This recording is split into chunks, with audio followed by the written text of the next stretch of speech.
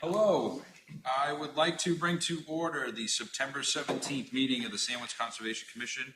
My name is James Andrea. Present tonight are Kimberly Walsh, Jeremy Shea, Jonathan Klein, Bernice Waller, Tyler Goudreau. Linda Romano, Kasha Koss.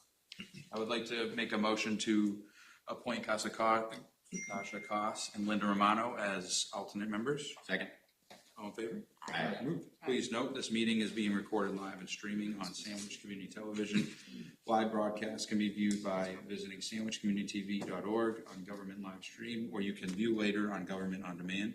You can also view on local Comcast Channel 9. I would like to remind everyone our meeting format for all hearings. The applicant will be allowed adequate time to present their project to the Commission. Upon completion of the presentation, the Commission will be allowed to question the applicant, ensue Commission discussion, and ask for staff comment and input. Upon completion of this Commission and staff's discussion, I will read and summarize for any record any public comment received by staff prior to the meeting. I will announce public comment to the audience. For any interested parties that are raise their hands, I will ask you to come up front. Please speak clearly into the microphone, stating your name, address, and affiliation for the record. 3 minutes will be allowed. All speakers are to address the Commission and not applicants or audience members. When your 3 minutes are up, I will ask you to take a seat. A reminder to all, public comment is not a Q&A forum. Upon closure of the public comment, the applicant may add additional information or comment to the commissioners. The commissioners will deliberate with staff. Finally, I want to remind everyone that this commission is comprised of your neighbors volunteering our valuable time to help protect our town's natural resources to the best of our abilities. Our job is to uphold the provisions set forth by the Massachusetts Wetland Protection Act, as well as the Town of Sandwich Wetland Bylaws, Chapter 7. We appreciate your understanding.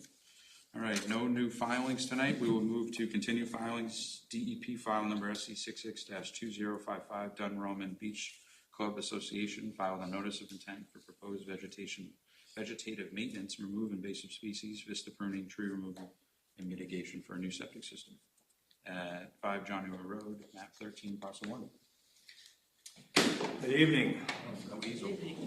For the record, my name is Wayne Tavares. I don't see. she's grabbing a tripod. Sorry. Oh, Yeah. I think it's kind of important to put up a plan. Anyhow, last week we had a nice meeting. I think 6 of the 7 commissioners came down to the site, and we reviewed 4 items. Thank you.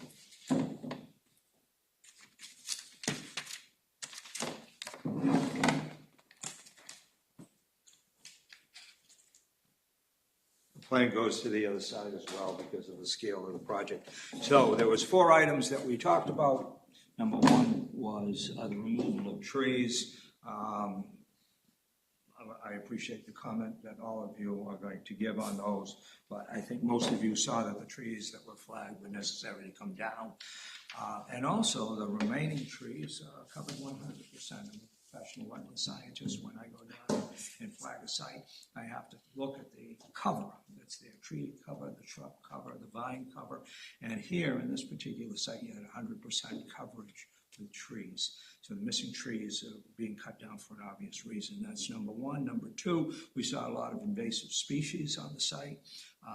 The owners are very hands-on. They're going to remove these themselves. A lot of the invasives are along the edge of the beach, so it's better that they remove them and take them out on the off-season and before they flower. So that's number 2. Number 3 was the vista pruning. We looked at the vista pruning. The vistas basically have been set up. When they hire a certified arborist to remove these trees, they're also going to have them prune and lift and thin, the trees up. And they're going to take care of the shrubbery cutting, which we also talked about. One commissioner brought up smilax or greenbrier, which is a nuisance vegetation, and they asked whether or not they were going to remove that. It's all climbing up the trees. So these fellows, this is Brian and Jim behind me. You met them on the site as well. They're going to remove that in an off season. And the 4th item that was discussed was the septic system. You saw a rough plan of the septic system. You saw it on my plan, very rough version. You saw a rough version from the septic registered sanitarian who's doing the project. He is going to produce the final plan. There's a perk test that's been done already and passed. He's providing the final plan in 2 weeks. And you're also going to ask for Board of Health approval on that. So we'd like to get a vote tonight from you on this project. Your comments, of course, I'll respond to comments. And also subject to this plan being complete. And we understand that. So thank you for the time. Thank you. I'd like to open up to public comment. All right, closing public comment, and open up to the board, to staff. I mean, we covered a lot in the previous meeting, when we heard you initially. I think the main concern here was revegetating, what's taken down, putting some biomass back. I know it's a very thick vegetated site, so obviously there's plenty to grow in there. And then I had the note about perpetuity, which we discussed at the last meeting, so I really didn't have anything new after our site visit. I think it was pretty self-explanatory after that, so. All right. I'd like to open it up to the board. I just have a question for staff. Can we approve without the septic plan? The order of conditions, there's a condition in there that states this is only as good as all your other approvals. Okay. So if the health department, for some reason, if it takes longer to get reviewed in there, I don't think they would deny it, but, if anything changes in there, They have to just come back, but we're good on our end. yeah, Okay, it perfect. just, we don't trump them, they don't We just trump us, want- that kind of okay, thing. So we can move, okay. Yeah. All right, Can I just say that, and I think I said it last time, but I very strongly agree with not including in perpetuity. Yeah. I mean, I just think forever is just, I'm sorry, if it's every 3 years, whatever. I just want to ask, what's the width of these Vista corridors? We all stood up on at least 2 or 3 of them. So it's the width of the cottage. What do you say that is? 18 feet? 2 cottages are 24. 24. But the Vista corridor is really less than that because you can't sit in the corners where the steps come up. So it's probably about 16, 18 feet. And then they fan out. Okay. They go out. Yeah, I don't know if we have any limits on the Vista corridors, but I don't know if that's. Okay.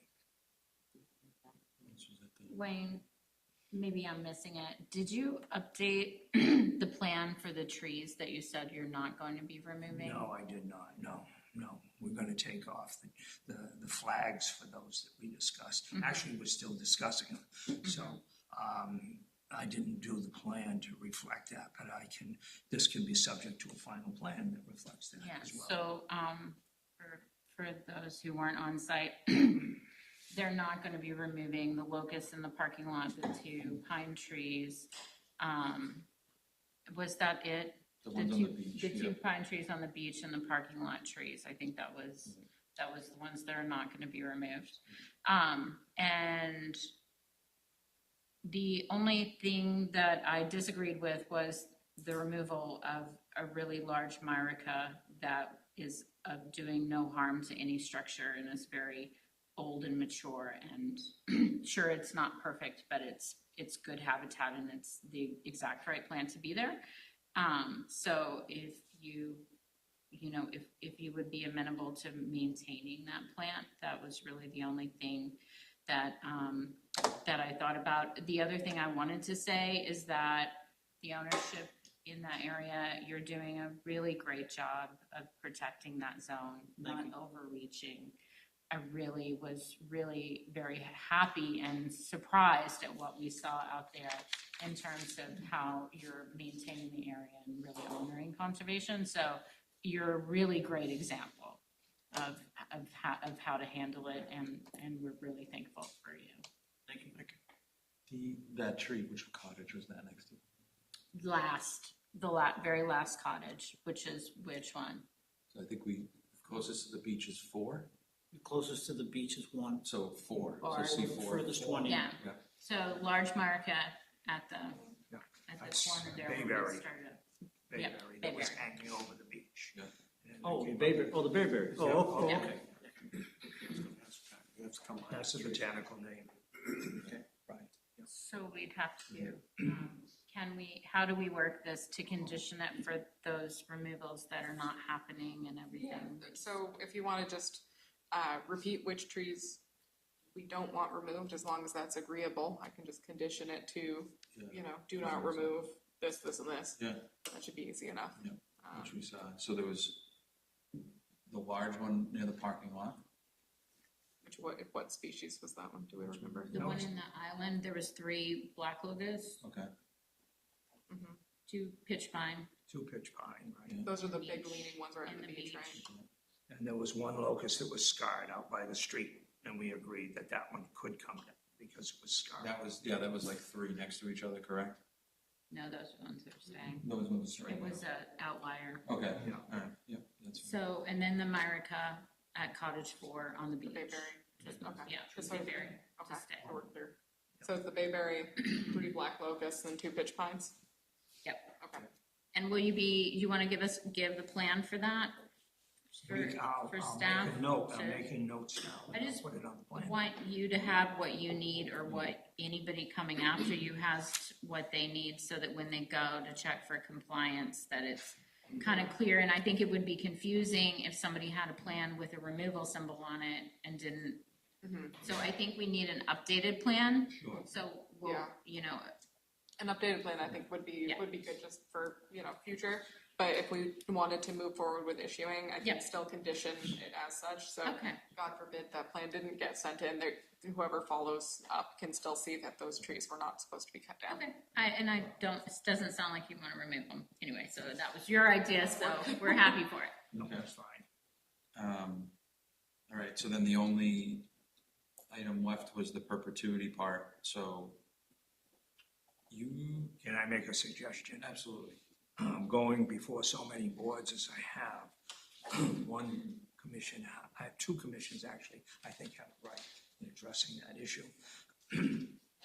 Every March of that year, or January, a letter is sent out by these folks, maybe through me, and it says, this year we are doing this. And it addresses every one of the issues. And it gives a timeline of when that's to be done. So it's perpetual as long as they keep it up and as long as you check what's done if you choose to. And it goes on to the next year, so it's year by year. And it works pretty good. It works for beach nourishment, it works for pruning, it works, takedowns, no, because that's a yes, no, black and white issue. So once the trees are taken down, this is a matter of pruning, a matter of removal of invasives that we're gonna talk about. Septic system is one and done. So we're talking about just those issues with a letter that's due early in the year, so they have time to do the work in January. It might even come out in October for that off-season of pruning and so forth. So if that's okay with the board, I think you guys. Language is gonna be important there, right? Yeah. Well, I think this, The language in I think the solution for that is, it's great if you wanna submit a letter saying like, hey, we wanna start work and do it within these 6 months. At that point, just apply for an administrative review permit. And then, those are good for 6 months anyway, so, after the 3 years, if you don't, extend, amend, whatever, just apply for an admin review permit. We can take care of that right in the office and, move forward, and I can pop in and check on things whenever, so. Yeah, that, as long, just to add on to that, I think there needs to be some review, not just a letter from you saying we're doing this. And Yeah. if You it's can office, include the that's letter with the fine. permit, and that can just be your narrative at that point, and, Okay. Two quick comments. I think the first, I think we kind of discussed this a little bit on site, but I'd want to check with the regs, but would do a time of year restriction as one of the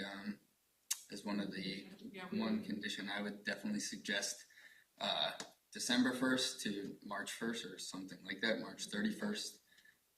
Just because that's kind of this nesting habitat here. It's kind of like a standard across the Cape too, so we can discuss that. And then the other portion was the physical removal of the invasive species.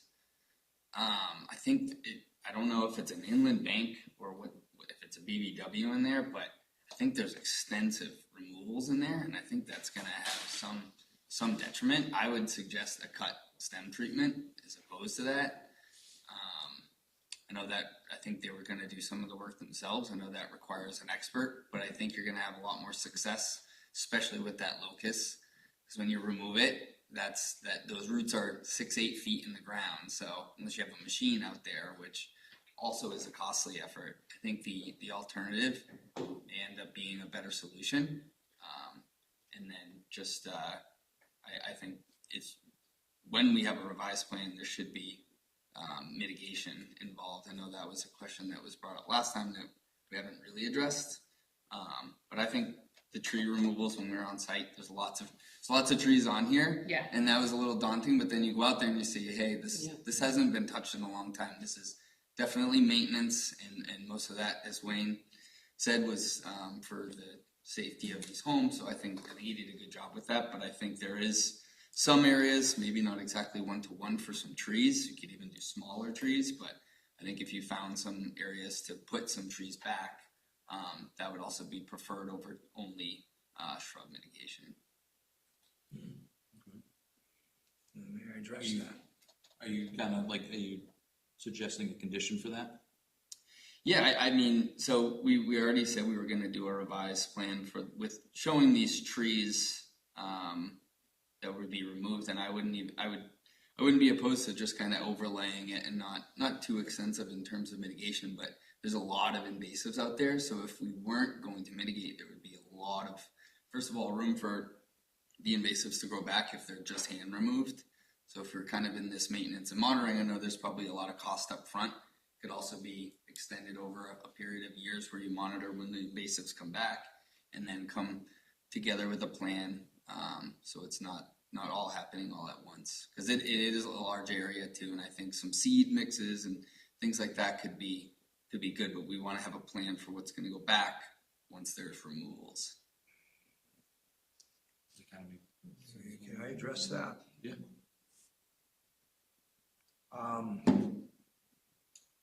That's gonna be kind of hard. As I mentioned in the beginning, I thought we had 100% coverage of a tree cover of 100%, except for those trees that have to come down. Mitigation, if you look at it, the 8 interests in the act, one of the interests is pollution. And I think that's an offset to, that is mitigation actually, because one of the interests is pollution. We're improving that by putting in this new septic system.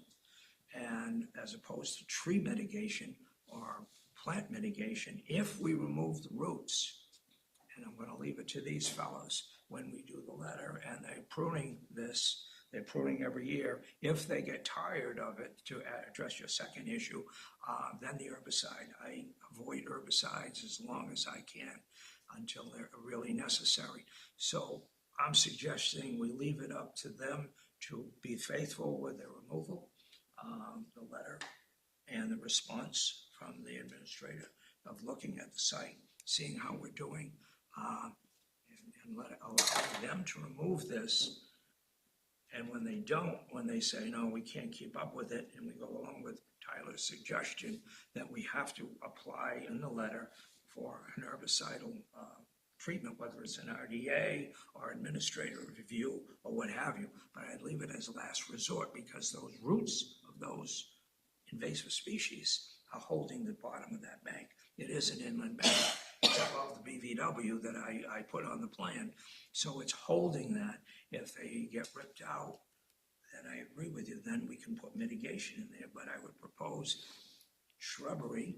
Other towns, again, using other towns, I apologize to do that, but I'm just trying to use examples, is we take one tree removed and we put in two shrubs. In some towns, 3 shrubs. So that's fair, but we have no open areas now to put that. If they cut, and they're faithful with the cutting every year, in the off season when there's no leaves and the flags are there so they know where they are, keep them cut, keep the root system intact. It is mitigation of a sort, plus throwing in the pollution, improvement of the interest of the act. We have violated no interest of the act. We haven't corrupted any of those interests. So with a little bit of patience and the kind of care that these people who live on site use, I would go with that first and use and I can put a note to that effect, that we send in a letter every year, that we look responsibly at what we are removing via the invasives, and that if we're not successful, we must come back and either remove the invasives wholeheartedly and replace with mitigation, or we use a herbicidal approach. So that's I hate to use herbicides, especially near the beach. No offense, but Well, you got, a professional has to Yeah. do that properly. That's why they're in the hands of that. I mean, I think what Tyler is saying is, like, if you cut, it's just one black locust that you have there. You cut down a black locust, it's going to sprout little trees from all its roots, like all over. So the suggestion there was to try to basically really kill the trees so that you can avoid that continued maintenance. I think if you just take down the autumn olives, they're gonna sprout back up like happier than yesterday, like rejuvenated and ready to go. And they will be, they're gonna want to come back. And the interest of getting the invasives out of our natural areas is really so that the natives can live there and coexist. And the invasives like autumn olive, you can see it's already like crowded itself and like pushed the boundaries and like absorbed some other nicer material. The goal with invasive removal is you remove it and you let the other good stuff kind of like overtake it. Autumn olive is tough because it really is such a good grower that I think you're going to be fighting that, trying to come back and not actually doing what is really the intent, which is to let the other stuff be able to kind of come in and go over it. You have so much. When I was there, when I went to visit, the trees that are getting removed a lot of times are like nestled within existing native vegetation. So there's really not a place to mitigate, so to speak, where those trees are, because they're just little columns coming up within this mass of planting. The autumn olive, that's a different, that's a different piece. It is holding that bank. They've got a strong point there, that those roots are holding that bank. But you could take that out and put something else that would hold that bank equally. So does anybody have any thoughts about how to handle the removal and the mitigation piece? I think, I kind of like Wayne's proposal that we use the herbicides as we test the hand removal first, and then I think we already know what's going to happen. So how are you gonna remove the autumn olive? What do you think? Are you going to try to just flush cut it? We're just gonna cut it right down to the ground. I mean, there's no harm in that. I mean, they're flush cutting. If it comes back, it comes back, and then And then they want to, they want to submit to something. make a further suggestion too is to cut it twice per year, once before it flowers, so that it doesn't put down the seeds. That's the other problem with invasive species. And cut it in the wintertime, because it's going to grow right back again. So cut it twice a year. You guys okay with that? Yeah. Okay. If it gets to a point beyond them, then let's let them have a choice, herbicide choice or removal choice, at which case we will have to mitigate that.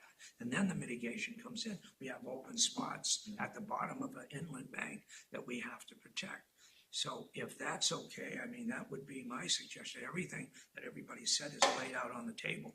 And I think it's like walking up steps. You take one step, two steps, and then you get to, Yeah, sounds reasonable. I think that's pretty amenable. Yeah. I can also condition this order to say, if herbicide is needed, it can be used by a licensed applicator only. Sandwich's policy typically is no pesticides and herbicides. I know the state act says otherwise, so I think as long as Totally it's. opposite of the state. Right. Yeah, so I think as long as we have that licensed applicator only, we I should guess be good. every administrative review that would come up in a conversation if it was needed too. You know what I mean? 6 Yeah. months, a year, 2 years down the road. So Yeah, I think, you apply for an admin review and you're like, Yeah. all this stuff came back, we need, we need further assistance. yeah. That can be a part of your permit in that sense too.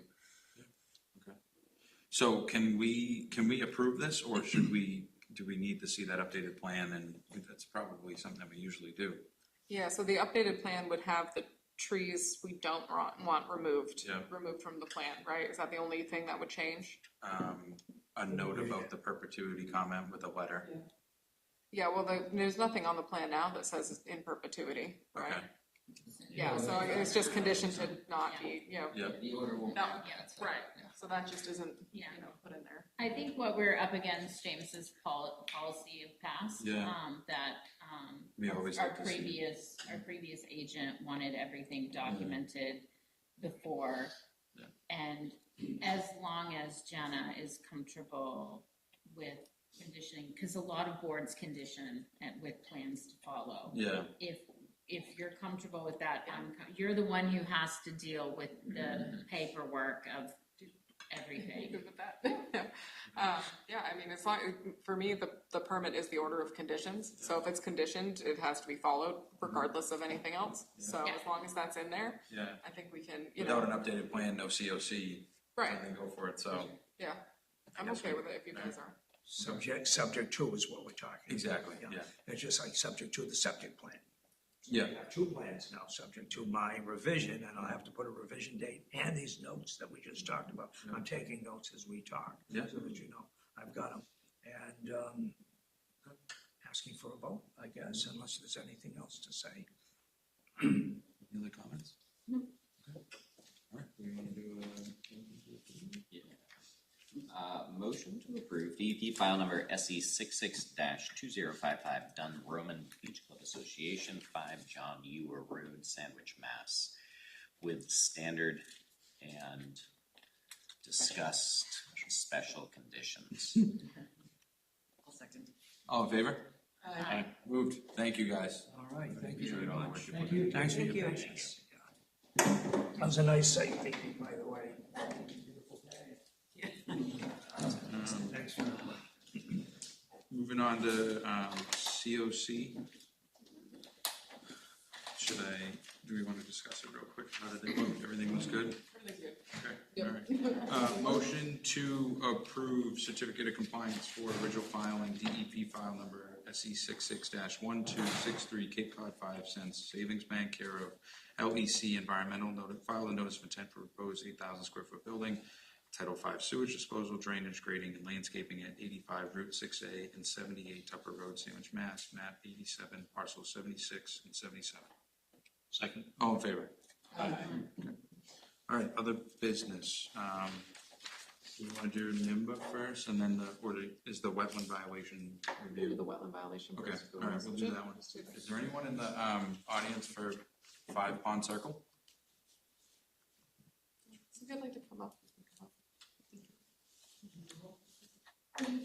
You don't have to, you don't want to, but it'd be nice if you did. Yeah, That's okay. we just retired, and we decided to move here and have a enjoy peaceful life. And this is very nerve-wracking for us. Okay. So I just rather sit here and. But yeah, sit there, if we have listen to you guys. anything, we may have you come up just to, record if you have any response for us, but we'll just kind of talk and we'll go over the whole thing. Thank you. So that was brought to my attention by another town employee. They have a drainage pipe on their property that is, I'm assuming it's town-owned, I'm not 100% sure, but there's in the attachments with the town engineer and everything, when he went out there, noticed that the yard was devoid of most of the native vegetation, and that could also be aiding in the fact that their yard continues to flood because there's no plants there to absorb it. Back in, I want to say it was 2013, they had applied for an administrative review permit to update their deck and remove a couple of trees that were really close. They got that permit, and in that permit submitted pictures that showed a pretty dense biomass of lower shrubs, probably a little over 5 feet tall.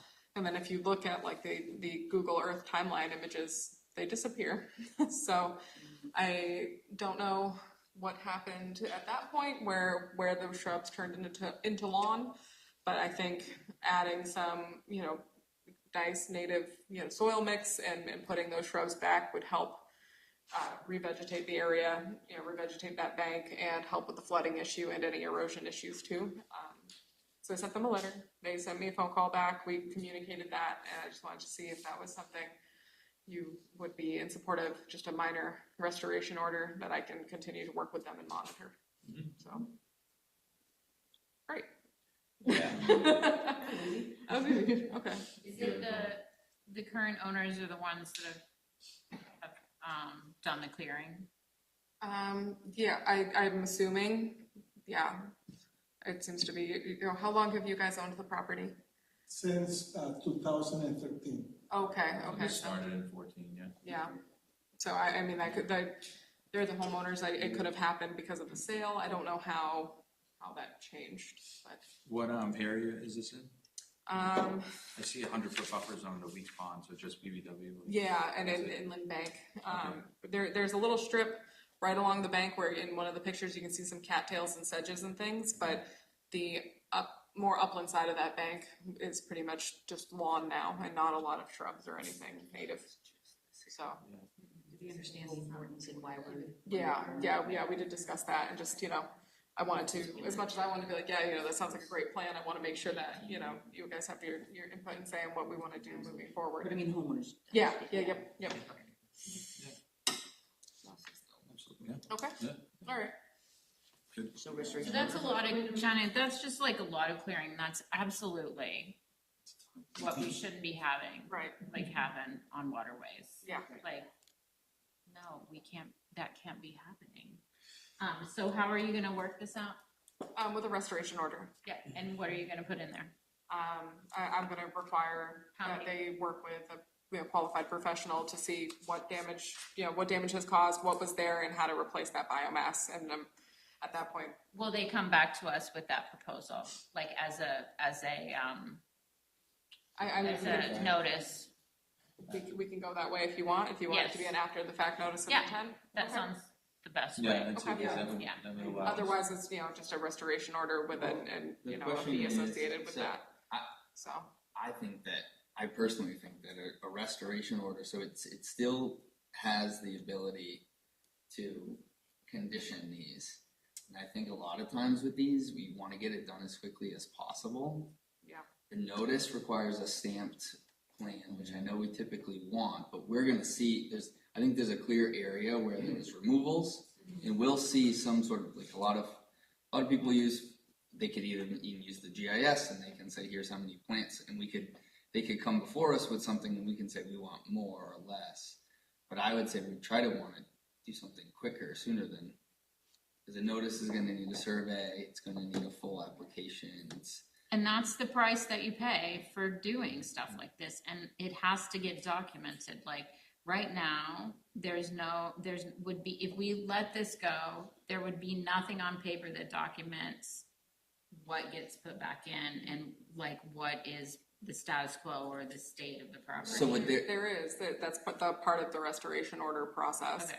the It just enforcement stays- is up to $300 a day that they're not in compliance. What I found is requiring a notice just, although we forever. do want it, we wanted a slap on the, it's not a it's not a cheap process. I think trying to work with the homeowners who are amenable to it. Yeah. It looks like, I mean, you don't know what the intent was, but I think the goal would be to get it done as quickly as possible. And to me, like, this happened when the house was going through a transfer of sale. So, I mean, whether it's the current homeowners, it's the landowner's responsibility to rectify the violation, but who did it, that it happened as of 2013, if you look at the transgression on the maps. To me, when somebody, they have called and wanted to discuss and were very compliant and happy to do anything that we asked of them. So I thought, a restoration order was the way to go. There is a fee, associated with that, and obviously it's not gonna be cheap to hire an outside consultant and plantings and all of that. So I think there's still, repercussions there. But we could get this done this fall versus having to go through, the whole after the fact process. But I'm happy, whatever you guys wanna decide on. There's absolutely merit to having a plan that's in the registry and all that good stuff, but I think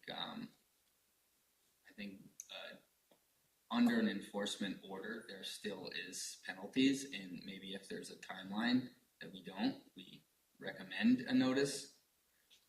But I think if they're amenable to it, they can work with some folks and try to get this done sooner than later. I would actually Restoration say order that. you just do a restoration order with a timeline, like Yeah. with a Yeah, deadline? And if they don't do it within that timeline, then you have to do it after the fact. So we still have control and we see what's gonna happen, but at least there's a deadline on it, and then we follow up, and we know what's going in. And it doesn't cause them to have to go through the whole notice. Yeah. And I've done that a few times, but you have 60 days or whatever we agree on to come before me with a restoration order, Yeah, Yeah. and an acceptable one. I think this is okay. So basically, it's the same process that we would have to review, except it's not an official like filing. And they didn't Well, have it's to pay not the in front thousands of here. dollars. And we're doing it in good faith that they're gonna, Right. Yeah, I mean, if they don't, sounds then good. it's enforcement. Let's see a plan, Yeah. right? That's Okay. right, that's right, Plan. that's right. I think, yes, requiring a plan and not just, coming before you. So. That's right. We don't have to vote on that, so that's. No, I just, wanted to have this discussion. All right, well then, moving on to other business, Tomorrow. And help Thank you. help Thank you. we are good, right? Yeah, Yeah. everyone's good with that? Okay. Sorry, I didn't want to cut you off. All right, moving on to other business, we are here, I believe the rest of the people in here, here to talk about. If I could just make a comment, if you could ask everyone to say their name. Yeah, absolutely, yeah. Do you want to do like a sign-in sheet? If they come up here, they could just sign it Yep. for you? I can do that. Is everyone here for the NIMBA thing? For the NIMBA and the other business? Okay, perfect, so there's nothing else that we have to talk about, so we can go right into that. Perfect, all right, so I would like to start with New England Mountain Bike Association, because we haven't seen you guys in a few, if you guys would like to come on up. If I could have each of you just write your name and address on here, that'd be great, as you come up. Good evening, all. Again, my name is Dave Lafreniere. I think this is my third time sitting in front of you all regarding this matter of a 1.3 mile multi-use natural surface trail that will be proposed for the Discovery Hill Conservation Area. I don't have anything to present tonight. I think we've presented this probably ad nauseum. I've been providing Jenna with email updates and asking her to forward those on to all the commissioners. The latest development, and there was an email that went out today, I don't know if you've had time to read it, probably not, was yesterday I met with the state biologist to discuss the possibility of filing a MESA review checklist because part of this area is in a natural heritage area of concern. So I discussed with the biologist, Nick, I actually don't remember his last name, and he decided that to err on the side of caution and that he did ask for us to file a MESA checklist. I have provided him with most of the information necessary, and I did send a PDF in an email to Jenna for you to review, not that it's necessary. So that's the current state, but I'm essentially here to answer any questions, any further questions that you may have about the project or proposal. Yeah, so there were three things brought to us by an abutter. One was the NEHSP letter. So if So I could that was taken care of by the MESA. So let me address, I feel like there was some confusion there. So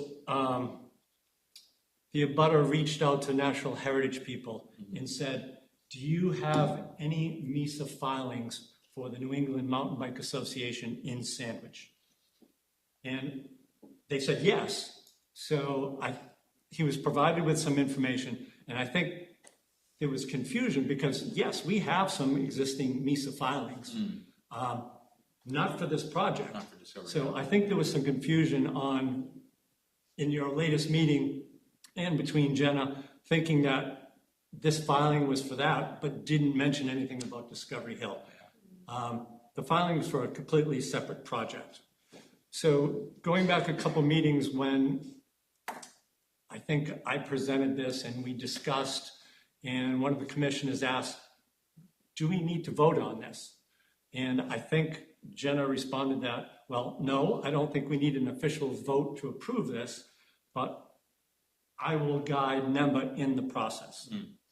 So we've been taking direction from Jenna. We've worked on many similar projects like this in the past. And only once have we needed to provide, to file for a MISA review checklist. And that was, and I don't need to go into the details of that proposal, but there needed to be some transport of heavy materials, which would involve vehicles on cart paths during turtle nesting season. So it was determined that it would be in our best interest to file that MISA review checklist. That proposal was approved with stipulation that we wait until October 15th to continue our work. So in this case, we were never advised that we needed to file a MISA checklist, so we didn't. And I think the confusion came in where somebody thought one of the checklists that we currently have on file was for this project and not really saying.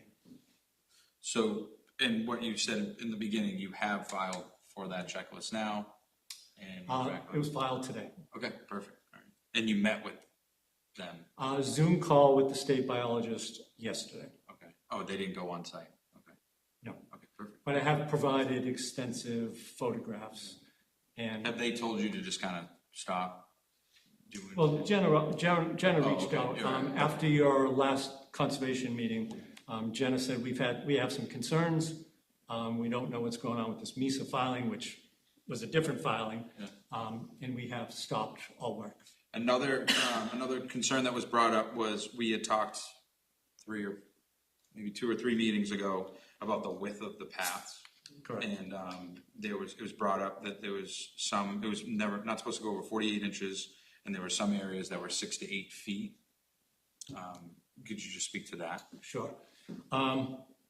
So we have a process when we're installing trails, and the PDF that you've received outlines that process in depth. But our proposal is for a trail, and I think we said it would be about 40 inches in width. The final trail bed would be that. And that guideline is something that we didn't just arbitrarily pick out of the air. We try to support adaptive cycling on Cape Cod, and the adaptive bikes, the 3-wheelers tend to be a little wider, and very rarely do they get wider than 32, 36 inches in width. So if we designate a trail to be a width of 40 inches wide, it becomes usable for people with that skill set that are on the adaptive bikes. So the first step is we'll flag an area after extensive research on topography, are there any vernal pools, all the things that we need to check ahead of time. We flag the route, and then we come in and we do a trim. So our trim tends to be 6 feet wide, because what will happen is in this lower brush, the brush might be 3 or 4 feet high. Mm-hmm. If I trim it to be 40 inches wide, it's essentially already over the trail bed. And one of the other things we're trying to do with this 40-inch trail width is make it so that the brush is not hitting any of the trail users. We have a lot of tick-borne disease, big problems. So ultimately, 40 inches final trail bed width. And frankly, it's not long before the brush is encroaching again. So we came in and when we had permission to trim, we trimmed approximately, I would say, 4 to 6 feet in width. There are some areas that may be 8 feet in width. And again, this is all explained in more depth in an email. And I'm not sure you need this detail. When we come into the arc of return, we may trim it a little wider, because what is going to happen is as that trail bed packs down, the speed that users go through there will change, and the trail bed location will change. So if the trail bed location may change 2 to 3 feet, depending on it's starting to pack, and bicycles are now needing to take a wider arc around that turn, again, we don't want the brush to be impeding the setting of that proper width of the trail and the proper location of the trail bed. So you may see on some turns 6 to 8 feet, but generally that initial brush cut trim is about 6 feet. Did you want to speak to that, because you went out there? Yeah, and then I went right after the meeting because I was like, this sounds bad. And I think that's it. Clear. Then the trail itself is a mower, push mower. It seemed was the only a small portion of the. So I think we had 1 day of mowing. Yeah. And I think, and I don't want to call it an allegation, but it was claimed that we were in there with a commercial brush hog. Again, the PDF that you were sent has a picture of the lawnmower. It's a household lawnmower held together with duct tape and zip ties, and it's so old that it does not even have a belt drive on the wheels. It's literally a push lawnmower. That's the mower that was used to do about 1/4 mile of the trail beginning at the north end. That section is actually out of the National Heritage Zone of Concern also. But again, it's hard to push that lawnmower through there and do that trim. So we only did a small portion, and then we received notification from Jenna that we should stop what we were doing. But there's been no commercial machines in there. What did you think about the roads? And I think that was when we were in the meeting. I think that was my thought, was that they had taken overhanging brush. As I've built many trails myself, and that's what I would do. But I think the challenge as your group is in some ways less the process and more the communication of, I think you clearly know it, and telling that story for us is really important because it's important for the abutters. It's their backyard. And I think if they have a group going in that they maybe feel don't connect it to the process of, I think I've been thinking about this a lot because I truly believe in trails. And I think what your organization has done is open up a great amount of the Cape that is really important. But I think we're getting closer. Like I was upset about some trails that were near Camp Linden when I was running that and building trails there. And I was like, hold on, what's happening? And I think the question is, how do we communicate with the abutters in a way that makes them part of the process? If it's a multi-use trail, it should be, a use for those neighborhoods. So how can we communicate like this is a benefit to your area? We're opening out outside access so that we don't have people feeling like they've been cut out of the process in their own backyard. And I think you tell the story, like this is what we do. And I think that the details you have are amazing. And it's just getting that in a way that it's not feeling like we're trying to pull the wool over people's eyes and like doing something in their backyard that like they don't really necessarily, they're like, wait, hold on, what happened? Where did this come from? So I think as we get closer, and like I've talked to people associated with the group, like, there's so many spaces that you're getting closer to more, like people love those lands. Like someone was just asking me about Greenbrier, and that's like a historically significant, culturally significant, like I grew up next to it. And there's these, as we're getting closer away from these open spaces, that there aren't as many neighbors. Like we really need to make sure that process is one that we all, like we didn't know about that. Like, should we ask for a checklist? That wasn't something that we knew about. So like, I'm really grateful for this process of trying to figure out like, oh, what next time when you come, we know what to do. So we can not have people feeling really bad. Because we know people, have felt bad about this and we want to avoid it. And like, Well, I hope our organization has earned an amount of goodwill with with your commission in the town. We have been getting trails approved and creating them for quite a few years. I wanted to know that. How many trails are on Cape Cod right now? In miles, we have over 1,000 miles of trails mapped, but again, people are like, 1,000 miles, we don't need any more trails. No, I was at. No, but it speaks to your I expertise. have a little. That 1,000 miles does include. We tend to map dirt roads and cart paths that will provide access between trail networks. We want users to be able to look at a map and say, I want to do a through hike from here to here. And, you know, we live on Cape Cod, which is quite developed. There are neighborhoods, there are town centers. We want somebody to be able to look at our mapping app and say, oh, there's a purple line. Purple line, I know that means it's a dirt road, even though on Google Maps it looks like a paved road. They can quickly determine where is it safe for them to travel and where can they get the experience that they want. No, it speaks to the expertise of your association and the members of it. But I think we've been a little short-sighted because I feel like we've had a good relationship with the conservation agents, Jenna now and Josh Wrigley in the past. But I do see a hole, Jeremy, where the abutters, sure, this is a public meeting, but unless the abutters are monitoring everything that is going on in the agendas, and I don't see that happening. I'm not looking at the agendas week to week. Maybe that's something that the town needs to consider. What sort of notification system could there be for abutters? We actually have one. Oh, is everyone else gonna speak in public comment? I think they're just. Well, I think he was just, I was just making sure. Yep. No, that's good. I'm gonna let you go. I wanted to say one thing that I was disheartened about was the motorbikes that are getting onto the trails. And I do think that, you know, we need to work together better to try to prevent that. I mean, it's one thing to say it's great to have this trail system. Yeah, it's great. But then it's another thing to be hearing those motorbikes coming through at 2 a.m. because you've created that path that allowed them. And so there is some ownership. So we have a little bit of, I'm sorry to interrupt, but we have a little bit of a different take on this. There's been an illegal motorized vehicle problem on Cape Cod for 50 years. Yeah. Towns have been helpless to enforce the laws, so it's continued.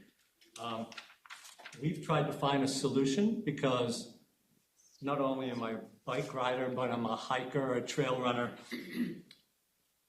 Being on the same trails with somebody on a dirt bike going 40 miles an hour is extremely dangerous. And if I don't have an interaction, oftentimes reckless use of those trails on a dirt bike is going to ruin that trail for all the other users. They're going to open up gouges, which are going to result in. So what is your solution? So our solution is one of deterrence. So we feel that, and again, it's a bit of a mantra that we've been presenting, the more legal users that we get onto conservation land, the less likely the illegal users will remain there. Part of that theory of deterrence, and we actually do have a white paper which I provided to Josh at one point, things as simple as signage. If I'm on a dirt bike and I come to a fork in the road and one has a bench and a kiosk and a sign and the other one has nothing, well, I'm taking my dirt bike down that one because that looks like a place where I'm not going to get caught. That could be my own little oasis in there. Something as simple as getting legal users there, putting signs at trailheads will deter that illegal motorized vehicle use. Yeah, but I do think as a commission, that is something to think about, is like the proximity of these trails to development. Because if we know there's a problem with bikes, I wouldn't want to be the one who was approving a superhighway for motorbikes to come through. Well, you do know there's probably 15 miles of trails in that Discovery Hill Conservation Area. Most of them created decades ago by dirt bikes and still frequented by dirt bikes. I do want to say that I have spoken with the owner of the horse farm there, and she reports that the dirt bikers that frequent that area have been fairly respectful to her and her animals. But yeah, they're there, and they've been there for a long time. Yeah, Creating a new trail, I just don't think it's think a metric we need to have in our heads when we're thinking about these trails, is the fact that the dirt bikes will follow. They're just gonna follow. And the prevention measures, kiosks, signs and everything, we probably need to bake those in to, Yeah, that's, you guys do that, right? Actually, the other MESA review checklist has to do with installing kiosks in Maple Swamp. Okay, yeah. So- So as an association, you guys put those deterrents in, and that's, like you said, a mantra of yours to figure that out. So, I mean, I respect that, absolutely. Yeah. Something they're already doing, yeah. I mean, I deal with dirt bike complaints and ATV complaints every other day, and I mean, regardless of the trails that either anybody creates, they find a way no matter what. I mean, we are constantly trying to block new trailheads that were like, there wasn't a trail here. Where did this come from? Let's get some boulders. Let's get some signage. Like it's gonna happen regardless. And And that's I a bit try to of a- catch I think them. Bernice is just saying we need to be cognizant. Oh, for sure. Yeah. And I mean, I did the best I can with trying to catch any type of identification, whether it's a reg number or something that I can report to the EPO, but obviously they don't stop when I run out there flailing. And I think I agree with what you're doing. The more people you have on there that are hiking, biking, and if a dirt bike goes by and almost gets himself hurt or herself hurt, they're probably not gonna use that trail again because they know people use it all the time. So I think that's a natural deterrent in itself, for sure. And having the number of folks out there reporting it back to me if they, have pictures or anybody using the trails. Says, hey, I was riding my mountain bike and I got blasted by an ATV.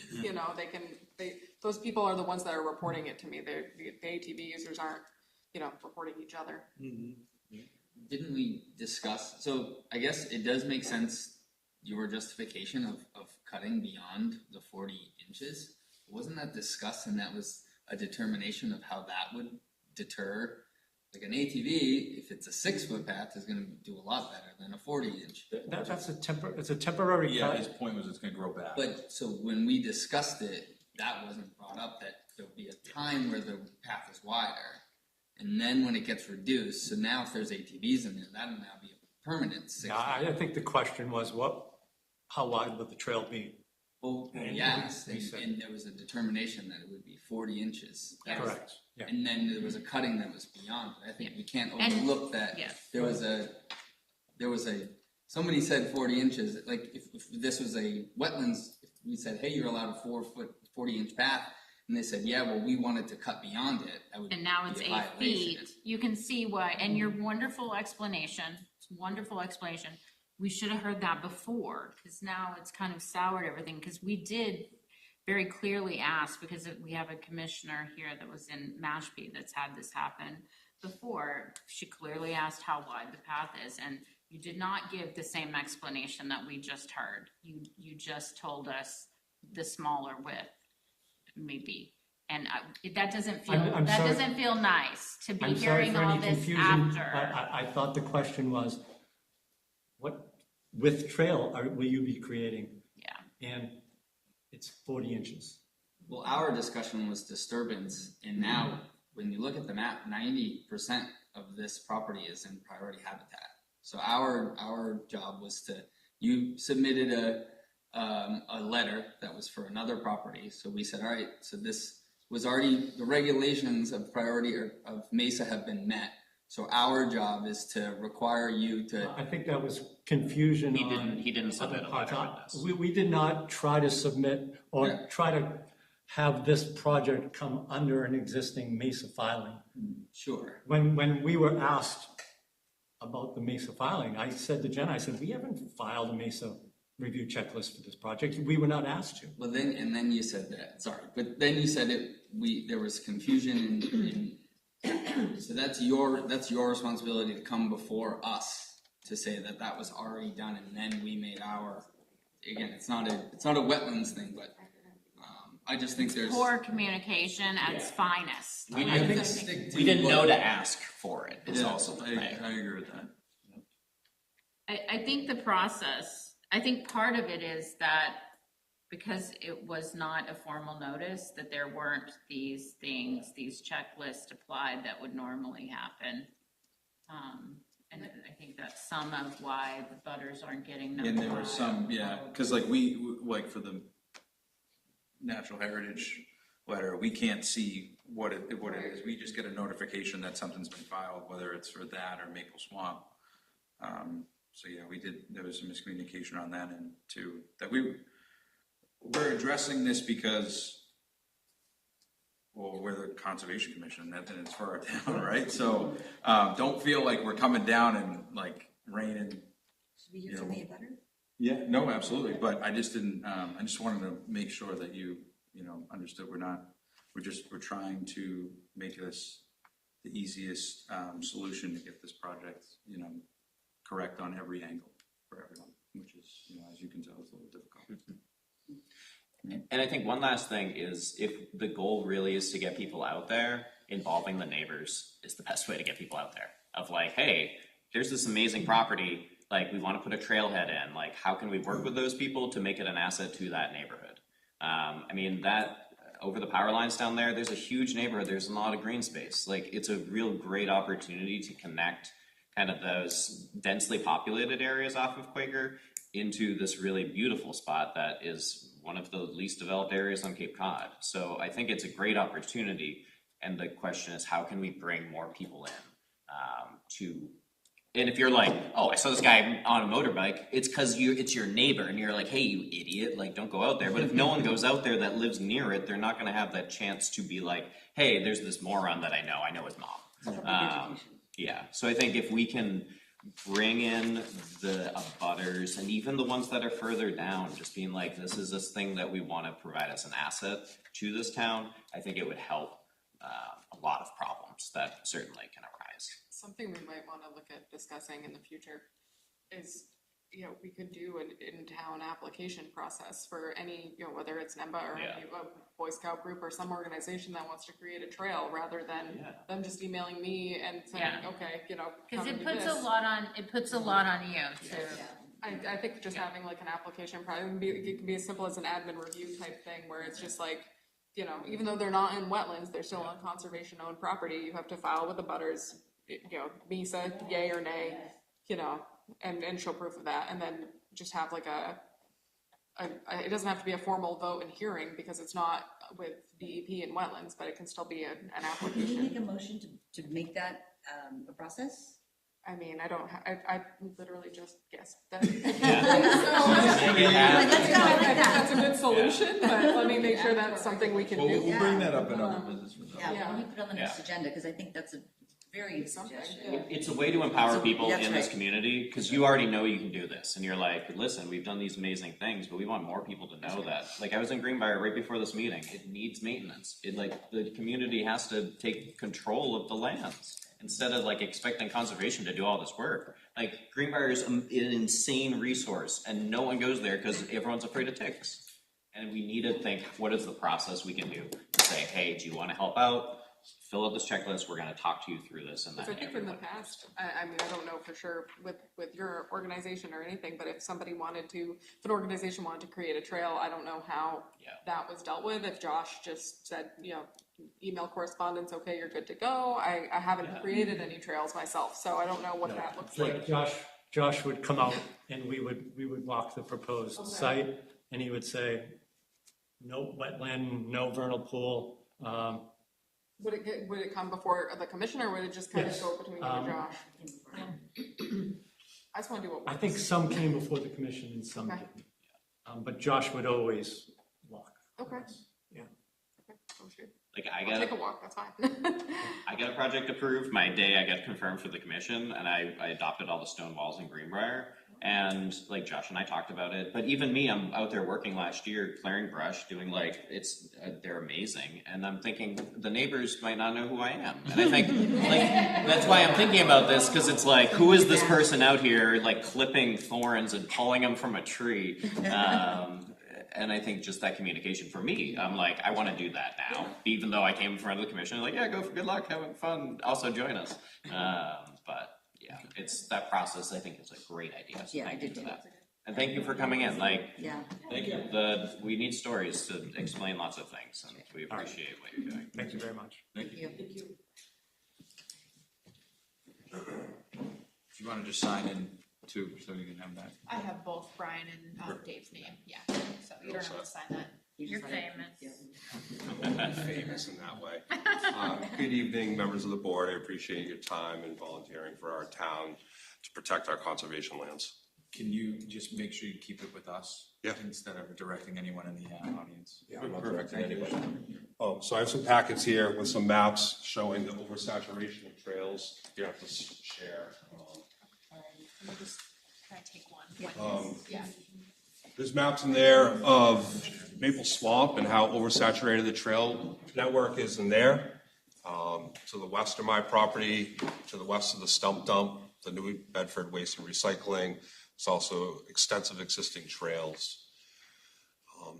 While we're on, we're talking about communication and notification to abutters in different neighborhoods, whether or not they would approve it. I have 16 signatures and my own signature petitioning to close Discovery Hill Trail from my neighborhood, Madison Drive. Basically, this is my third or fourth meeting before you. I stated my concerns about fragmenting habitat, the overabundance of existing trails in Sandwich, just trails becoming run amok, impacting natural heritage and endangered species programs, our priority habitats. It's just really sad to see how far this has gone. To clear up any confusion, on the June 4th meeting, when this project was first proposed, the project applicant said that he wasn't sure if it was in natural heritage identified habitat. Jenna stated that she would look into it, and nothing came about it until I reached out to Natural Heritage. They said that they had nothing for Discovery Hill in any application that they received. About the Gravely, I personally witnessed the Gravely out there cutting. It wasn't a regular taped up lawnmower. I just think that there's some holes in the application process from the applicant that aren't being pushed forth to you guys, like the type of equipment being used, the permitting process, the width of the trails. I've spent a lot of time and personal effort and money with all these printouts to try to get this stopped. I think we should leave our green spaces as they are. There's enough concern about development and why can't we just leave our habitats alone? Yeah, I do appreciate your points of view, because I also share some of that same point of view, that there are areas that are appropriate for human interaction, and there are some areas that need to be left for habitat. Just the coyotes are living in there, and the deer are living in there. And when you bring a lot of human interaction into it, it scurries that kind of activity away.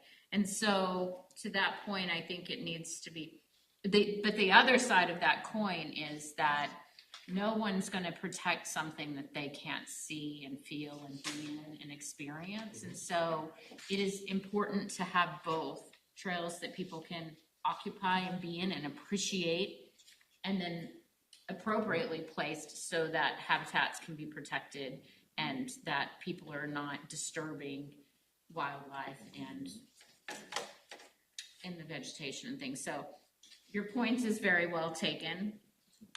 I myself feel like there are a little bit of holes that we're discovering, and I appreciate you bringing them to our attention.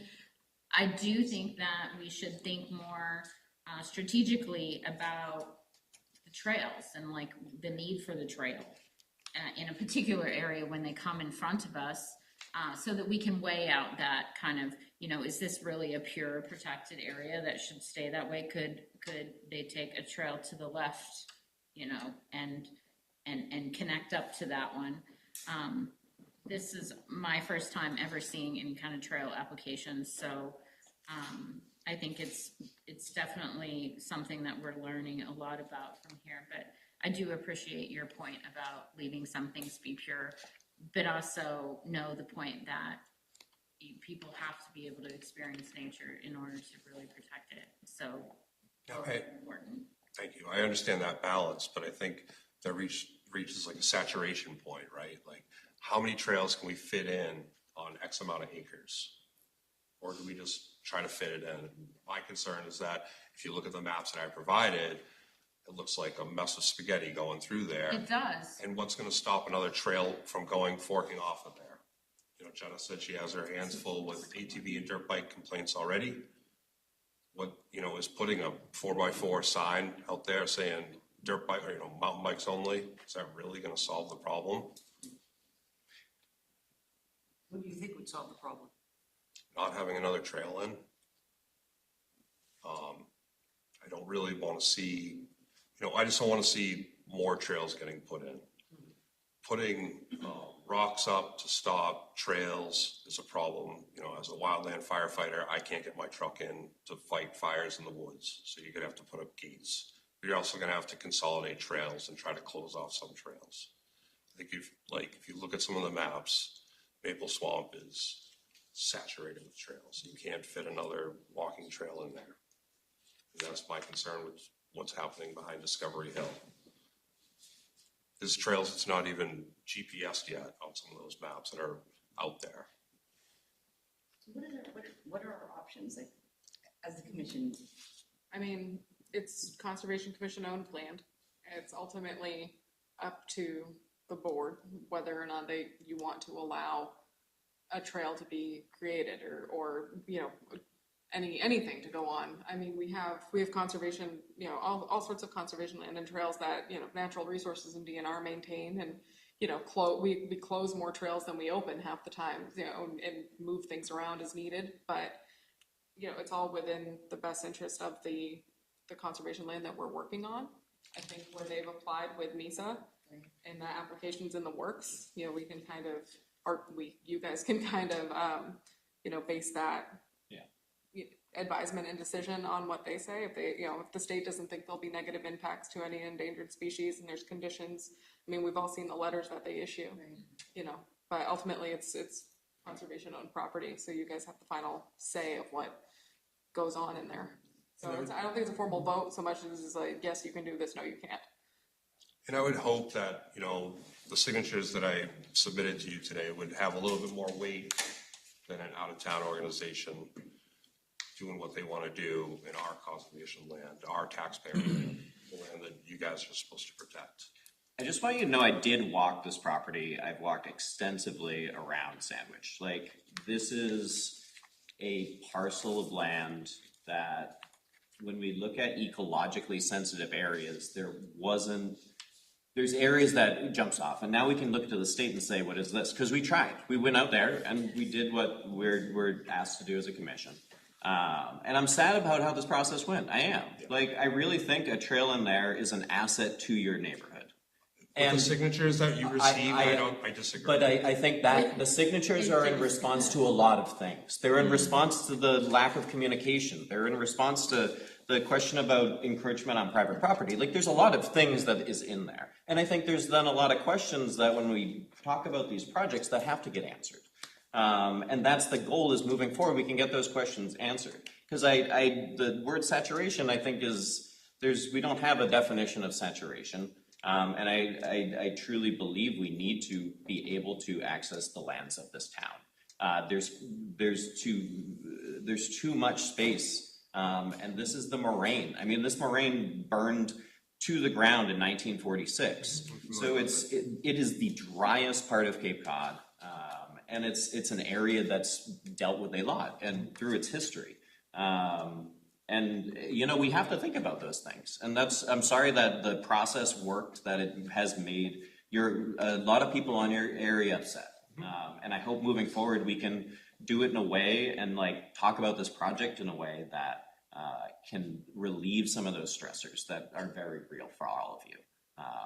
And I mean, we're just going to keep trying to find information and keep sharing it and keep talking about it. And that's what we can promise you. And we appreciate the, you know, engagement that you bring to us. But I can't sit here and say I'm not going to approve this project. That's like, philosophically, I disagree with your assessment. I think what they've done across the Cape is really important.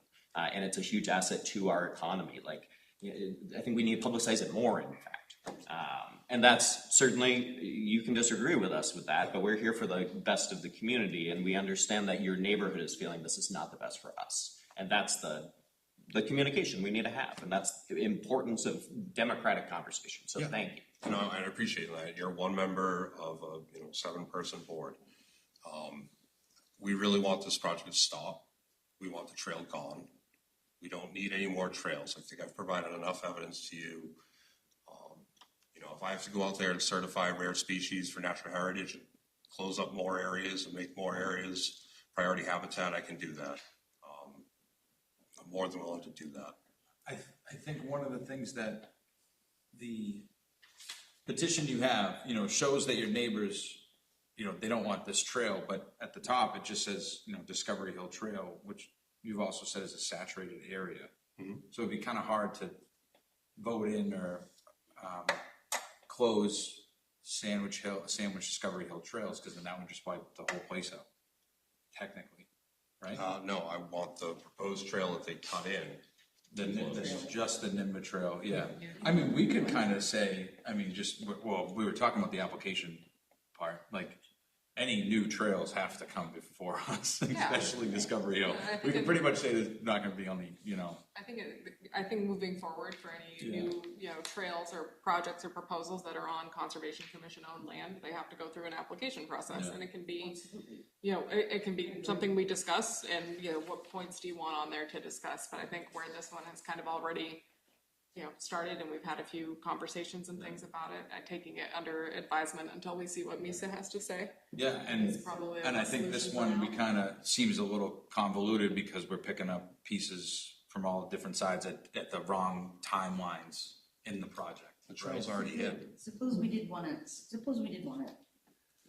be a cease and desist, I guess, but I mean, it would just be a stop work order, it would be no different than if this came forward initially and you went, no, we don't want this. But to Bernice's point and Jeremy's point, like the only way we preserve conservation land is by education, and the only way to educate people is to provide access.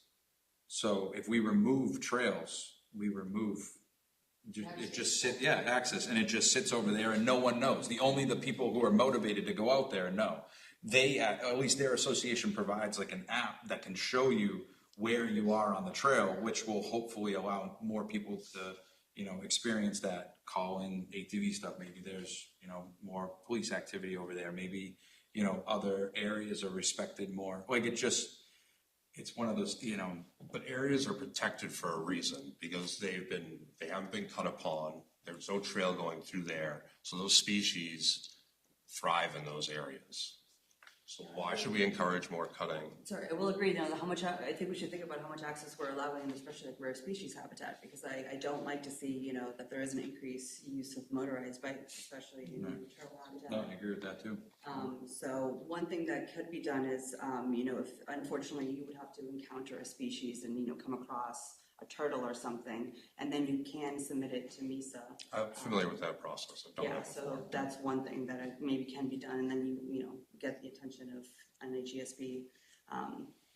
But just disheartening. The hard part of this for me is that to tell that to one person who's just trying to do the right thing, it's tough because we're putting it out on him. Hey, go and pick up the phone and they call it, whatever. I just tend to think like in a similar way, like we have to protect some areas and then some areas can be accessed. And there needs to be a little bit of a better vetting. I don't like how this process went. I don't like the width of the trails. I don't feel very good about any of this, and if we were voting to close the trail, I would say, let's close the trail and let this be an example of how to do it better at another time. Because it was not handled properly. I specifically remember that conversation about that natural heritage letter, and we were led to believe that there was accommodations for that letter. I remember that because we ask about those things. That's a standard thing. There was confusion about the letter. So there's that. There's the width of the trail. There's the back and forth of the equipment. There's the fact that we just saw this map system that has plenty of trails in that particular area. I say close the trail. And if you want to have a trail system, we need to do it better the next time. I agree. Thank you, Commissioner. I think the problem with closing the trail now is there's a trail there. And then if there's nobody that's working on it and there's no Put some sign. boulders. I'll be glad to work to pick up whatever sticks you want to do to close the trail without cutting anything. Put some down dead wood and make it not look like a trail ever existed there. And call your office if someone is using it. I'm more than willing to do that. It does strike me that we're in a process that if we move forward with a trail, we're gonna have a lot of angry people on our hands. And I think as a board, Stop and I disagree that there are zone oversaturation, but I think this project is perhaps poisoned in a way by the process. Yes. And I don't know if we can move forward without respecting the will of the community. Because, you know, they're part of the community. That's it's a big neighborhood. They clearly don't want them. And the sad part, I really am sad because I think if we had done it well, it might have been something you would have wanted. I really Disagree. I love the outdoors, and I think people, when they see that access, they can say, but it's the part of this process is maybe making that impossible. And that makes me sad that it is impossible here. But so I agree that I don't necessarily know if I want to move forward with it because there's a mind's been made up, and I think that's a powerful thing to fight against. Yeah, I do too. And I just say, when you talk about, I understand what you're saying, and I agree, but, we have to develop a process. Yes, and I think that's the question. Yes, If I may. that's right. I think That's right. maybe So this doesn't happen again. Yeah. Go ahead, Jenna. I think maybe a solution, if y'all feel strongly about closing it and not having it now, they could come back when we do have that process in play if they, want to reapply. And, if you want to entertain that at that time, you could. Sure, the same neighbors are still gonna sign the same paper saying that they. I mean, me too, but at least there's a process. We need a process though. I agree. I think we agree. Yep. But if, it's just gonna keep coming back, I and just- not that you, So and I don't know who writes the process, right. who But at develops that it. point, the abutters can be notified that visa It sounded like requirement you is do, a but- And that should full be, requirement, It's us, if it's you, it's in I don't know. writing. I mean, ideally, your neighborhood would say, we have an idea for this space. And I think that's, if we're empowering people and you have an idea of like, this is how we can benefit, maybe it's a closed loop, that it's not connected to an outsider. Not have a trail. Yeah, but what I'm saying is that moving forward, if anyone would want to do anything, it would have to come and you would all be notified and then you could come with concerns. But so if a new person moves in and they say, oh, this is a great idea, they can talk to us. Yeah, absolutely. And that we can do that. So we want to leave it open, but also I think, the process, and I like, Well, the put process, this on the next is the agenda. process. there's That has to be developed. the group that's here before us also as the Biobank Association. I think that's they did some work and that was some effort, but I think ultimately, the effort was not carried out. So I think, would we just continue? You could take it under advisement until you get your MISA review, and then, yes, Kimberly. So can we just put this on the agenda for next? Yep. Yeah, no, absolutely. Yeah, No, And I then think by we then, just, we might have the MISA That's right. review and. Not about the closing of the, but No, about. no, just the table process. it, take it Yeah, under advisement I agree and with then come to a conclusion at the next Yes. meeting if you want to. And I think we can, as a board, vote on a process that we can put in place Yeah. for, situations just like this, where they come and we have to apply, and we can even decide what we want to require, you know what I mean, and, Yeah. yes. I would just Okay. suggest that NIMBA speak with the staff at the town hall and generate an abutters list. And when we have a date, it may not be the October 1st one, it may be October, right, what's the next one, 17th, you know what I mean? If I may. 15th, but let's correct the ship, maybe sending a notification that you guys will be presenting and doing something along where these neighbors are. So you think the town hall is gonna give us names and addresses of the butters? Yeah, Yeah, they will. so that's a normal, that's a very normal process that has to happen with every filing that we do, just So you, how would you define a butter? they give it to you. They give it. Everyone The that touches your assessors- project. The assessor's office Jenna about does that. that. They literally click a button and they give you everything. They'll give you all that information. It's a very simple process, but They would have a parcel and then they, Yep. They'll give you all that information. you can actually do it on the GIZ, but I would suggest going to the town hall because they could help you make sure you have everyone in there. and specifically the neighborhood where Brian, like, it'll give you everything you need, and it's literally a click of a button, you can do it. So that's a normal process we do with every NOI, and it actually is an incomplete. Like we require. Essentially. Yeah, it's an incomplete application if other, but that's on an application point. So we're just saying, let's correct the ship, send out an abutters notification that we're gonna have a meeting whenever Come we. to, come to it, we're gonna have a meeting, it's on the agenda, it gives the Yeah. abutters a chance to come, and say their piece. Ultimately, the decision does fall on, it's not, the decision falls on you guys, so regardless of what happens, you still have the right to say yes or no. Yeah. So the question that Tyler was having is like, should it come to us as an RDA? Is it? They're not in wetlands. Yeah. So it can't. So the RDA is to determine whether or not they're in wetlands, so it would be. But they're not. Yeah. We already know. That's that. been determined. It's mapped that they're not, so I haven't dealt with the filing that wasn't in a wetland, so I don't know how that works with it being a wetland But that's what- application. That's what the next agenda item would be. We Yeah. would be determining for this particular, in this situation, what we need to do. And here's the application process, and this is the, Yeah, at that point, at that meeting, if you're comfortable, you can come with a decision whether you wanna let this continue or not too. So, and just, that way we're not stuck in limbo here with Yeah. everybody. right. That sounds good.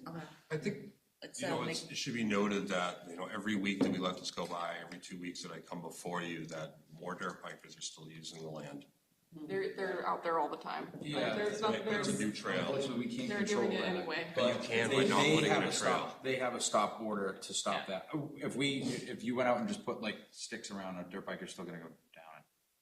Yeah. In my opinion, you know what I mean? And that's just my opinion, but like, they are not continuing their work until we figure this out. So is the trail closed to biking right now? Yes, pretend it's not there. Stop work order, it's not, it doesn't exist. Even, So we're back. Is there a sign there? the stop order was. No, there's a sign actually there that says trail work in I progress. think we've, And I have a picture of that. Yeah, he sent it. No work can continue on that trail, whether it's NEPA or you or anybody, that is just, it's a stop work order to them, but you can't create trails on conservation-owned land without a permit, so. So I have a logistical question. So this is publicly accessible conservation land. With the trails that exist. When the trail wasn't there, this was accessible by hikers, bikers, bird watchers. Has that now changed? No. Is this the work land no is longer stopped. accessible? there's just no more trails being made. No more 8 foot wide Right, paths. the trail was never completed, but there is, If somebody chooses to take one of the active trails and then, go off bushwhacking and looking for birds, that's something somebody. I guess my question is, if someone were to use the trail, it's on publicly accessible conservation land. Now, when I say trail, it's not completed. Right. Can you prohibit them from doing that? We can close trails, I believe so. I mean, Yeah, when you can close trails before all all the these trails were created, I think, before my time here, there's been talk of trails that were literally closed. Like we, as a commission, have closed more trails than we've opened. So, we just do what we can to block them, put up signs that say trail closed and, deter people if we see them. Say, trail closed, don't go that way. Same as if, there's a hazard on the trail too. Anyway. Okay, all right, so let's do that, and then do we wanna set a date now, or do we wanna maybe talk?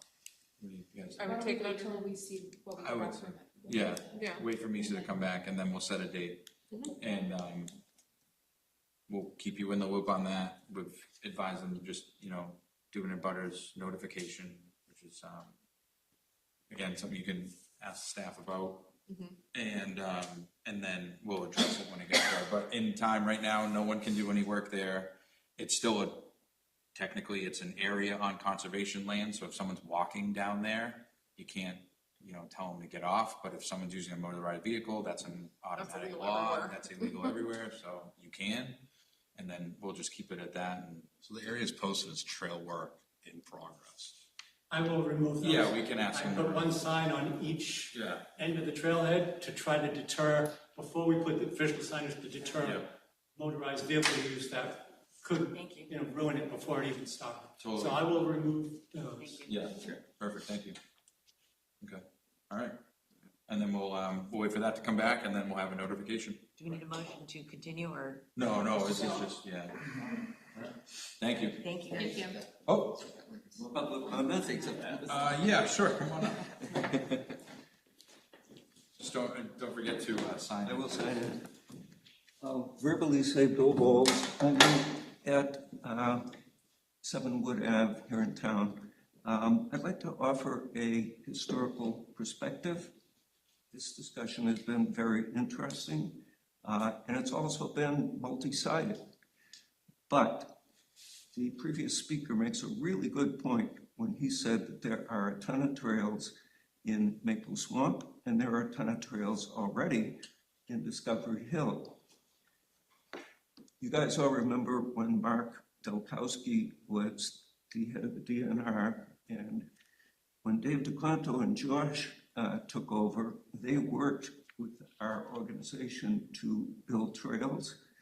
We built a lot of trails for the after-school mountain bike program, and we built a lot of trails in Maple Swamp. The point I'm trying to make, most of those trails that were in Maple Swamp were created illegally by off-road motorcycles over a period of decades.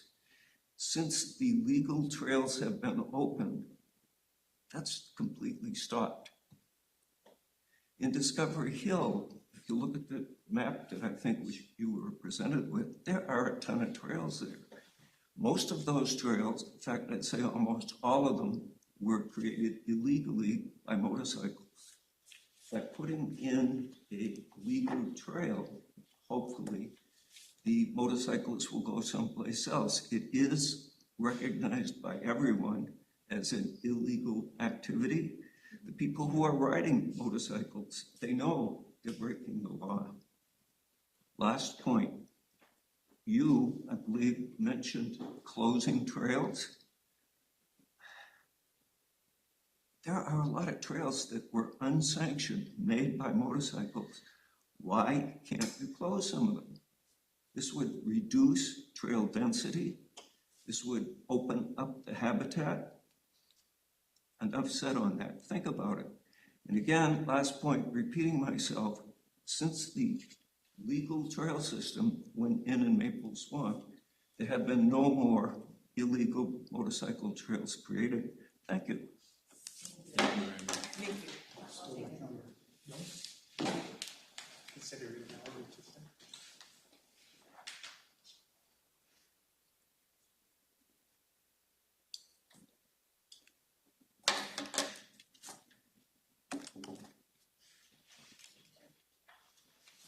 Good evening.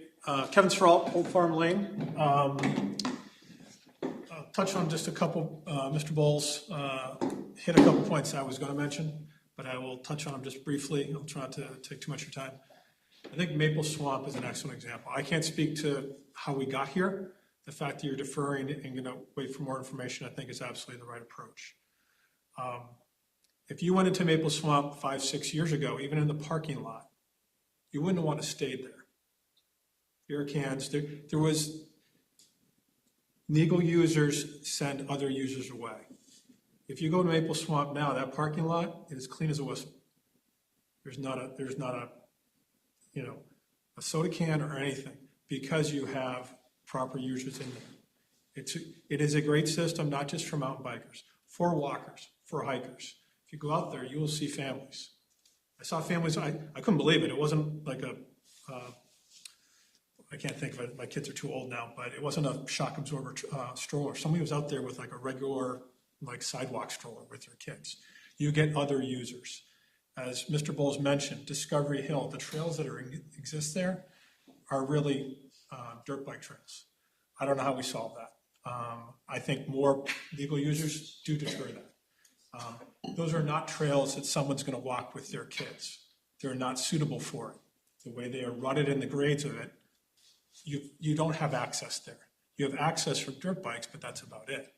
This creates an opportunity for other users to explore part of our community in an area that they don't have access to now. and creates a network where, yes, you can move from one part of town to the other, which I think Mr. Shea mentioned earlier, brings people to town. And those people spend money here, and which means tax dollars here. They did similar projects at Oak Ridge. If you think about it, okay, we're building trails near schools. Obviously concerns there. I'm here in my personal capacity. I also sit on the school committee. If you go on those trails now, they're fantastic. You will see families on them. You cannot see anything from the trails. So I think NEMBA has been a very good steward of conservation land across the Cape. I can't speak to all the process how we got here, but nobody's perfect. It doesn't sound like you have a specified process to do it. So maybe that's something collectively NEMBA and this commission can work on together to move forward to maybe provide access to the rest of the community to an area where really they don't have access now. Thanks for your time. Thank you. Thank you. I think there's one thing too about that area is there's existing wagon roads in there. And I think one of the things that struck me is the project wasn't really addressing them, which in some ways like they've been there for 300 years, like those aren't gonna go anywhere. And I think the process of like clearing out those trails first, of like, hey, these are for fire access really important. Yeah. For accessibility, I think everyone would feel comfortable on that. And then thinking like, is this an area? I was just doing some research on like deep forest of like, when you know there's a trail, it does change the ecosystem around that trail. Like it opens it up and you know, there's some areas that you really want to create those deep forests. And I think that's the question of how do you create a system of trails that are really good. Like we know it's doing great things. I can ride my bike from Centerville and Barnstable to the canal almost entirely on trails at this point. But I think doing a process of like the least invasive first of opening up access, like existing things, and then looking at those, like if you could tell us where there's illegal trails, like that's helpful for us, our knowledge. Like you all know more the trails better than anyone, other than maybe hunters. So I think just trying to have that conversation as a town of like, we have all this space, we have all these trails, what do we do with them and what's the point? And which ones like can we really utilize? So I want to be very clear, I don't want to shut down trails, but I think the process on this specific one, for me, might be just too far gone. One more. Okay. Yeah. Lee Reinfuss, 36 Bucks Short, oh, Jesus. Tupper Road. Did you move? I hope you did. I have been a citizen of Sandwich since the 80s. I've had 3 homes. Now I'm living in the 4th, although I don't own it. I've been a butter to many projects, to many issues. These guys have already said everything I wanted to say, except that NIMBA is a tremendous organization, and they are bringing to the town of Sandwich, our town, a tremendous gift. They're volunteers. This is a beautiful place. We want to help you provide access to that beautiful place. I would have started this by calling it a retrail, getting rid of all those ridiculous trails that no one uses, you can't even walk on. I just did a through hike from across Sandwich to Sandy Neck Beach, 18 miles. And that part of the trail was the hardest to hike because they're just horrible trails. Anyway, I think a retrail would be a better term for the project. Get rid of all those old trails that aren't used. As far as the number of trails that are available there and Maple Swamp, most of those are not active trails anymore. I think, as Kevin said, Maple Swamp is a tremendous example of how this all can be done. That was a trash bag. I was even afraid to go in there. And now it's a great example of what trail systems should be. We have walking trails only, we have biking trails and multi-use trails, all of them in tremendous shape. And no matter what day of the week you go there, that parking lot is full. People are using it and policing it. I haven't seen a motorcycle in there in 5 years. So I think that's a great example of what can be done and should be done. And these guys said everything else I needed to say. Yeah, there's stories of all the cars they pulled out of there when, like John Yeah. Cullity was telling me, like that area deep in the woods, like way up by the power lines, it was a dump, like. Just a thought, if I may, another thing we could look at, in the process of opening new trails, you know, if somebody wanted to retrail or open a new trail, maybe closing one that isn't used as much, you know, and then you're not oversaturating or adding more. If there's a trail that's not as popular or a trail that's damaged or something. Like that on Like the a strategic look, I think, at the proximity of trails, whether this trail really needs to happen, is there another way? You know, why do we need to retrail? There's ruts, this one's not usable. When I map my hike from Shawnee to Sandy Neck, I had trouble getting a straight route through that mess of trails there in the Discovery Hill area. Yeah, it's the wildest part of town. Yeah. That's what makes it unique. Most of those don't. Well, not wildest in that it's untouched. Wildest is in that it's so fragmented by so many people that have been like, I have a lawnmower, I'm gonna go cut it. And that's the problem. And I have one, I guess, question. When abutters present signatures, shouldn't there be context behind what those signatures are for or what they are? There was at the top. Yeah, there was a top. There was a header. There was an app. You can They knew get they a were copy signing. of it. Thank you so much. Thank you. Thank you. Yeah.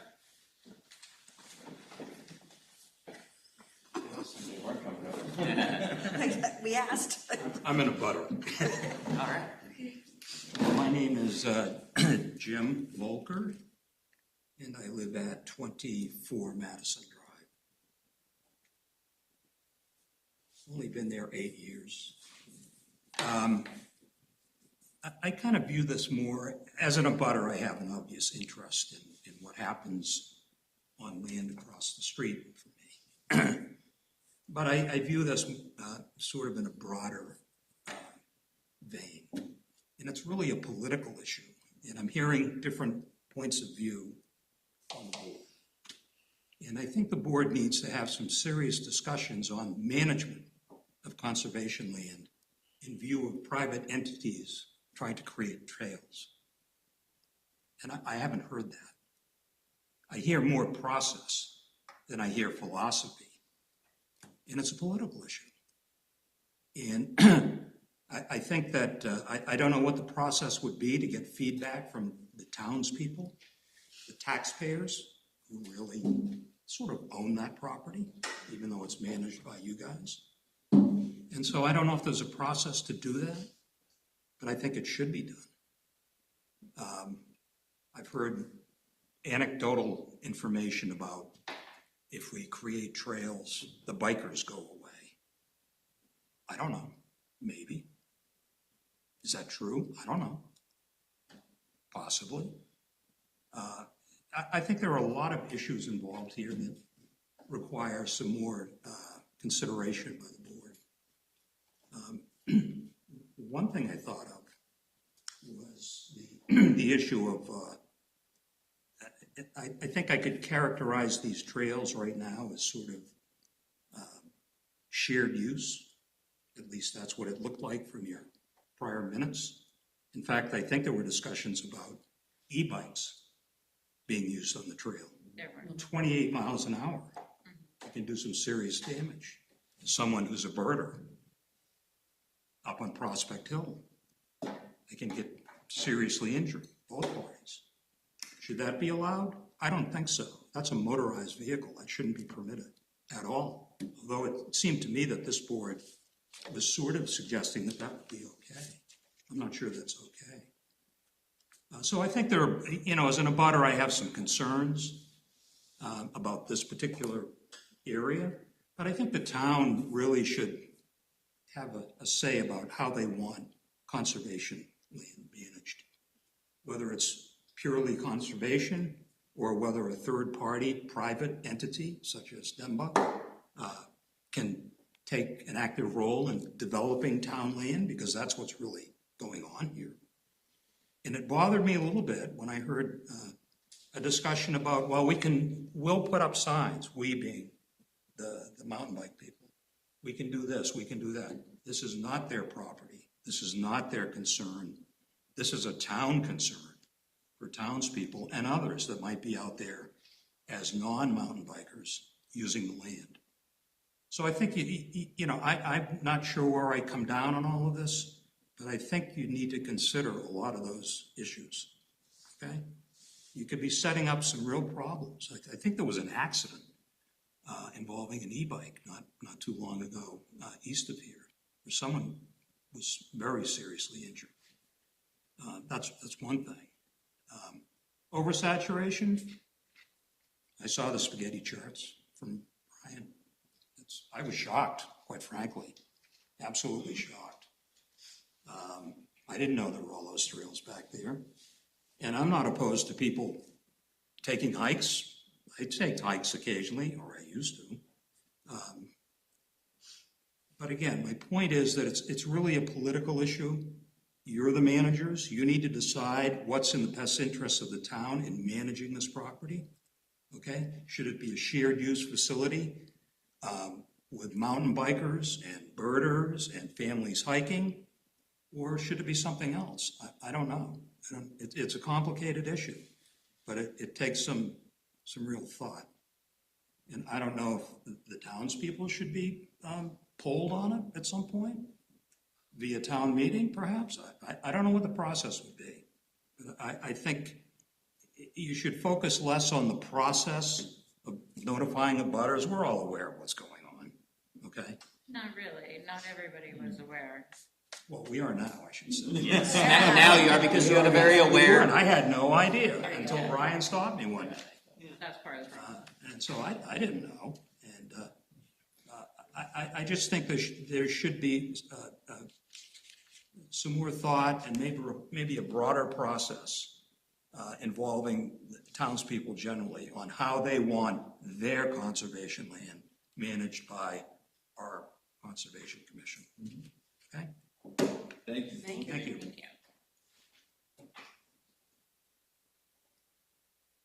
I think I'm the last one. Well, we'll see. Maybe you spurred some other thought. All right, thank you. Oh, yeah. See, you're not the last. So I'll get into a little firm line just to address a couple. No addressing anyone in the audience, please. Sorry. Just address the board. Well, to address some comments that were made previously, e-bikes, they're becoming more prevalent. There are different classes of e-bikes. Without getting too geeky on it, there's 1, 2, and 3. A bike that goes 28 miles an hour is considered a class E3 e-bike, and that is considered a motor vehicle. It would be no different than a motorcycle. That's not a pedal assist or a class 1 you might see out there. You might see it on the Cape Cod Canal Trail. It's different than maybe what the fishermen are driving. I get that because I ride there too. What those things do is sometimes assist somebody to actually have access to the trail that might not otherwise. So it actually increases access. As far as the signage, that is not, and I say this, my experience when I was from the school committee, when they built the trails around on school property, the signage was approved by the Department of Natural Resources. This is not something NEMBA did on their own. They went and got approval for that. So, and what that does, it provides reference points because not everybody might be out there with a GPS. So if someone's out for a walk, okay, now I know where I am. I'm not lost. I know how to get home. That's really why they're there. They're very unobtrusive, but it's not something that is, again, I said it earlier, it's something that's approved by the Department of Natural Resources before anything ever went in. That's not something NEMBA did on their own. Thank you. Thank you. I apologize if I threw it out. No, you're good. All right, so, yeah, we'll move forward with, wait for MISA, and then we'll set a date when all that comes in. We're here every month, first and third Wednesday, so we'll find it. We'll find a date to make it happen. All right, thank you, everyone. Thank you. All right, did everyone? We have to have a motion. Yeah. Did everyone get a chance to review the 9-3 minutes? Yes. Yes. We'll do a motion to. I was going to motion to approve the September 3rd minutes. As written. As written. Sounds good. Say, all in favor? Aye. All right. Is that it? Yep. Good? All right. Go James. I'd like to make a motion. Are you good? Can I get that signature list back? No, because you submitted it to us. I can You send get a copy. I can send you. Okay. You want a copy of it, So I'm right? gonna provide for the selectmen as well. Yeah. Yeah, okay, I can email you a copy. Yes, please do. Okay. I You could email probably pick up, This pick up the original in the, You could do that too. Yes. like If I after make she a takes copy, it. I'll leave the original for you. Yeah, so you'd have the original signatures. Yeah. Great. Thank you so much for your time, I really Thank you appreciate very it. much. Appreciate it. All right, if that's it, I'd like to make a motion to adjourn the September 17th Sandwich Conservation Commission at 7:50 PM. Second. All in favor?